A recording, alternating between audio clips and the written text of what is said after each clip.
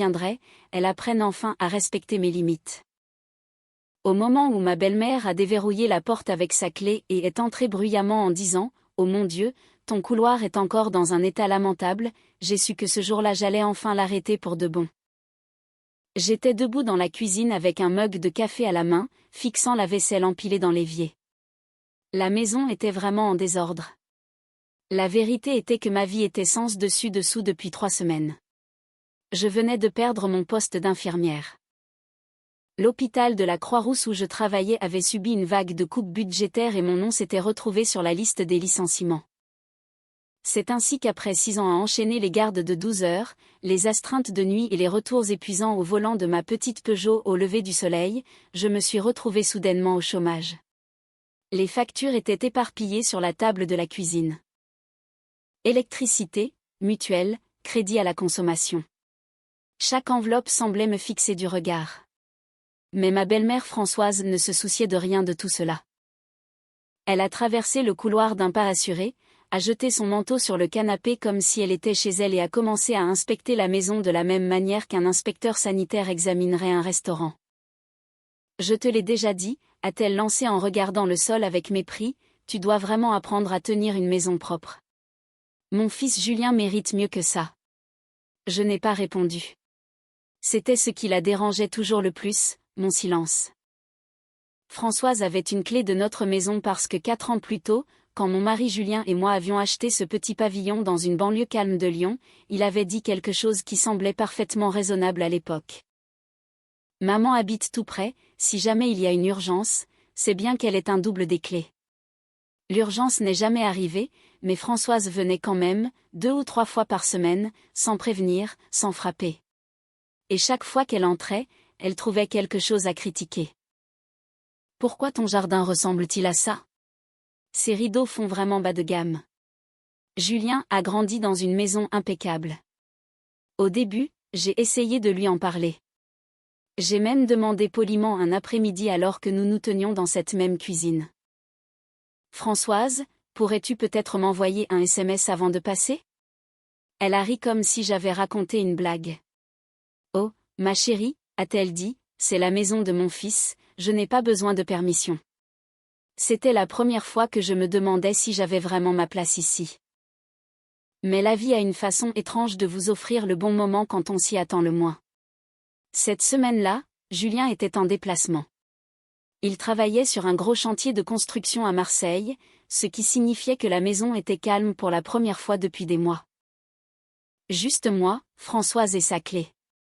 Cet après-midi-là, je ne me suis pas disputée avec elle. Elle a erré dans la maison pendant environ 15 minutes, secouant la tête devant différentes choses et marmonnant entre ses dents. Avant de partir, elle a déclaré « Je reviendrai demain, nous devons remettre cet endroit en ordre ». La porte s'est refermée derrière elle. Pour la première fois de la journée, j'ai pris une grande inspiration. Puis j'ai pris mon téléphone. Le premier appel que j'ai passé était pour un serrurier. Le lendemain matin à 9 h, les serrures de notre maison avaient été changées. Mais ce n'était pas tout mon plan. Je ne voulais pas seulement que Françoise trouve une porte close. Je voulais qu'elle comprenne quelque chose qu'elle n'avait jamais pris le temps de voir. Vers midi, j'ai parcouru la maison et j'ai délibérément tout laissé exactement comme elle s'en plaignait toujours. La vaisselle dans l'évier, les chaussures dans le couloir, les papiers éparpillés sur la table de la cuisine. La différence était que cette fois, tout avait un but. Sur la table, j'ai placé une chemise cartonnée. À l'intérieur se trouvaient les factures, ma lettre de licenciement économique, un avis de la sécurité sociale et un petit mot écrit à la main. Plus tard dans la soirée, la sonnette a retenti. Je n'ai pas répondu. 5 secondes plus tard, j'ai entendu le bruit familier que je connaissais si bien. Une clé tournant dans la serrure. Sauf que cette fois, elle n'a pas tourné. Il y a eu une pause. Puis une autre tentative. Puis la poignée a été secouée.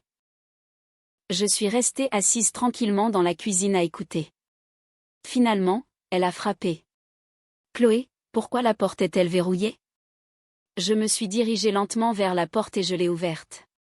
Son visage était empreint de confusion. « Pourquoi ma clé ne fonctionne-t-elle pas ?» J'ai changé les serrures, ai-je dit calmement. Son expression s'est immédiatement durcie. Tu as fait quoi? J'ai ouvert la porte un peu plus largement pour qu'elle puisse voir à l'intérieur. Entre. Elle est entrée dans la maison, mais l'assurance habituelle de sa démarche avait disparu. Ses yeux ont balayé le couloir encombré, la cuisine, les papiers sur la table. Puis ils se sont arrêtés sur la chemise cartonnée. Aucune de nous n'a parlé. Elle l'a ramassée et l'a ouverte. Page après page, elle a parcouru les documents, la lettre de rupture de contrat, les factures, l'avis d'impayé. Ses mains ont ralenti. Pour la première fois depuis que je la connaissais, la pièce était totalement silencieuse. « Tu as perdu ton travail ?» a-t-elle demandé à voix basse. J'ai hoché la tête. Il y a 3 semaines. Elle n'a pas parlé pendant un instant. Puis elle s'est assise lentement sur la chaise à côté de la table. J'ai fait glisser le mot manuscrit vers elle. Elle l'a lu attentivement. Il disait, cette maison ne sera jamais parfaite, il y aura des factures, il y aura de l'épuisement, parfois ce sera même le désordre, mais c'est mon foyer. Et avant que quiconque n'y entre, on doit frapper. Elle a fixé le mot pendant un long moment. Puis, pour la première fois depuis le jour où j'avais épousé Julien, elle m'a regardé comme si elle me voyait réellement. Chloé, je ne savais pas. J'ai répondu honnêtement. Tu n'as jamais demandé. Elle n'a pas discuté.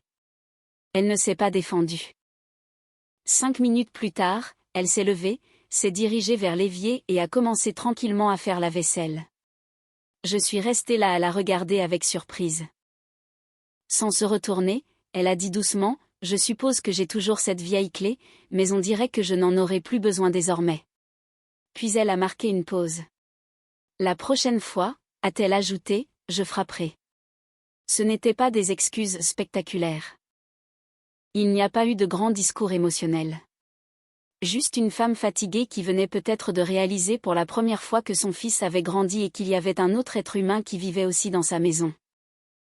Ce soir-là, quand elle est enfin partie, la maison n'était toujours pas parfaitement propre. Les factures étaient toujours sur la table.